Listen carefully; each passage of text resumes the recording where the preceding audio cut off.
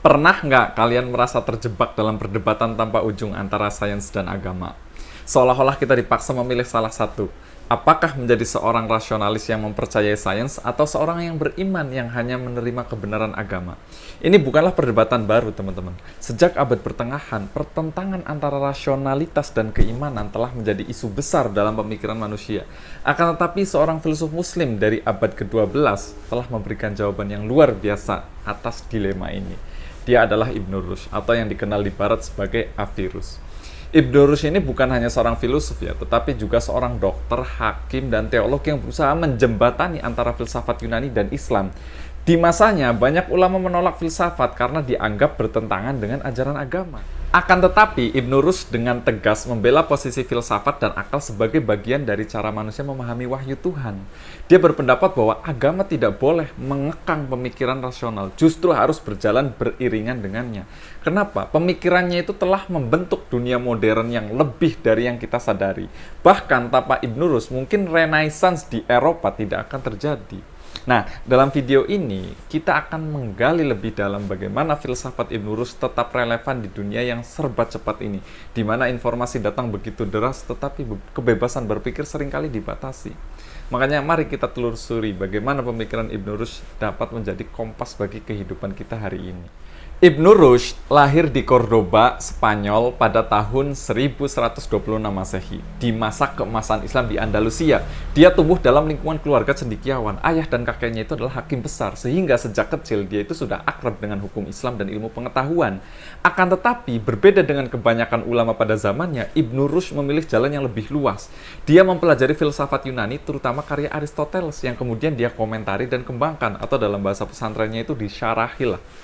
Tetapi langkah ini tidak mudah, teman-teman. Ibn Rushd itu hidup di masa ketika filsafat mulai ditentang oleh kelompok konservatif dalam Islam. Salah satunya misalkan Imam Al-Ghazali, seorang teolog besar, menulis kitab namanya Tahafut Al-Falasifah, atau kerancuan para filsuf, yang menyerang pemikiran para filsuf muslim seperti Al-Farabi dan Ibn Sina. Dia menganggap bahwa filsafat hanya akan menyesatkan umat dari ajaran agama yang murni. Kemudian Ibn Rushd tidak tinggal diam, teman-teman. Sebagai bentuk pembelaan terhadap filsafat, beliau ini menulis kitab namanya Tahafutit Tahafut, kerancuan dari kerancuan, sebagai respon terhadap kitabnya Al-Ghazali tadi. Dia membantah kritik Imam Al-Ghazali dengan argumen rasional yang kuat. Dia berpendapat bahwa Islam bukan hanya agama yang berbasis dogma, tetapi juga agama yang mengajarkan manusia untuk berpikir dan menggunakan akalnya. Makanya bagi dia, wahyu dan akal itu berasal dari Tuhan yang sama, sehingga keduanya tidak mungkin bertentangan. Akan tetapi, keberanian Ibn Rushd dalam membela filsafat membuatnya menghadapi banyak sekali perlawanan. Bahkan dia diasingkan dan sebagian besar karyanya dibakar. Ironisnya, sementara dunia Islam mulai meninggalkan pemikiran Ibn Rushd ini, filsafatnya itu justru berkembang di Eropa, yang kelak melahirkan gerakan namanya Averroism atau Aviorisme. Pemikirannya tentang akal dan agama menginspirasi banyak filsuf barat seperti Thomas Aquinas dan Spinoza, sehingga akhirnya menjadi landasan bagi lahirnya gerakan Renaissance di Eropa. Nah, meskipun Ibn Rushd hidup di abad ke-12, gagasan-gagasannya itu masih sangat relevan dalam kehidupan kita saat ini, teman-teman. Salah satunya itu adalah konsep akal dan wahyu tidak bertentangan. Nah, salah satu gagasan terbesar Ibn Rushd itu adalah bahwa akal dan wahyu saling melengkapi, bukan saling bertentangan. Ini berarti bahwa ilmu pengetahuan agama seharusnya itu berjalan bersama. Di era digital ini, banyak orang yang masih terjebak dalam pemikiran bahwa sains dan agama harus dipisahkan. Padahal, seperti yang dikatakan oleh Ibn Rushd, pemahaman agama yang mendalam justru membutuhkan akal yang sehat dan ilmu yang luas. Contohnya misalkan, dalam dunia medis, ada perdebatan nih tentang apakah kita harus mempercayai pengobatan modern atau doa. Nah, Ibn Rushd itu akan mengatakan, mengapa tidak keduanya? Pengobatan modern itu adalah hasil dari akal manusia yang diciptakan oleh Tuhan. Sedangkan doa adalah bagian dari keyakinan spiritual kita. Makanya kalau kita kalau kita bisa memilih dua-duanya, kenapa kita memilih salah satunya? Atau dalam bidang pendidikan, banyak orang yang menerima informasi tanpa berpikir kritis. Ibn Rushd itu padahal mengajarkan bahwa kita itu harus selalu mempertanyakan dan mencari kebenaran, bukan hanya menerima sesuatu secara dogmatis, terutama ketika belajar agama. Yang kedua, konsep kebebasan berpikir adalah hak setiap manusia. Ibnu Rushd ini percaya bahwa setiap manusia itu memiliki hak untuk berpikir dan mencari kebenarannya sendiri. Sayangnya, di era media sosial saat ini, kebebasan berpikir seringkali dikekang oleh algoritma yang menampilkan informasi yang kita ingin dengar saja. Seperti yang kemarin sudah saya bahas. Nah, makanya ini menyebabkan kita terjebak dalam echo chamber, di mana kita hanya melihat perspektif yang sama berulang kali tanpa adanya ruang untuk berpikir kritis. Ini sudah saya bahas di video sebelumnya ya, silahkan teman-teman cek. Contohnya misalkan gini, banyak orang mudah percaya teori konspirasi karena tidak terbiasa berpikir kritis. Nah, Ibnu Rushd ini akan mengajurkan kita untuk selalu mencari sumber yang valid sebelum menerima sebuah informasi. Atau dalam dunia politik, pemikiran kritis itu sangat penting untuk mencegah manipulasi informasi dan oleh pihak-pihak tertentu. Itu yang kedua. Yang ketiga, konsep ilmu pengetahuan itu adalah warisan universal. Ibnu Rushd itu menegaskan bahwa ilmu pengetahuan tidak memiliki batas agama atau kebangsaan.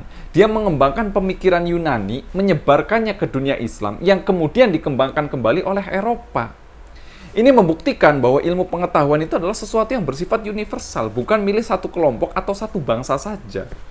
Contohnya misalkan, saat ini kita seringkali melihat persaingan antar negara-negara dalam hal teknologi dan sains, tetapi kita bisa mengambil pelajaran dari Ibnu Rushd. Seharusnya ilmu pengetahuan itu digunakan untuk kemajuan bersama, bukan untuk saling menjatuhkan. Pemikiran Ibnu Rushd tidak hanya relevan dalam konteks sejarah, teman-teman, tetapi juga dalam konteks kontemporer. Di era modern di mana teknologi informasi berkembang pesat, kita sering dihadapkan pada banjir informasi yang sulit diverifikasi. Disinilah pemikiran Ibnu Rushd tentang pentingnya akal dan kebebasan berpikir menjadi sangat penting. Kenapa? Karena dia mengajarkan kita untuk tidak hanya menerima informasi secara pasif, tetapi untuk selalu mempertanyakan dan mencari kebenaran. Selain itu, pemikiran Ibnu Rushd tentang harmoni antara akal dan wahyu itu juga sangat relevan dalam konteks globalisasi, di mana di dunia yang semakin terhubung, kita sering dihadapkan pada perbedaan budaya dan agama.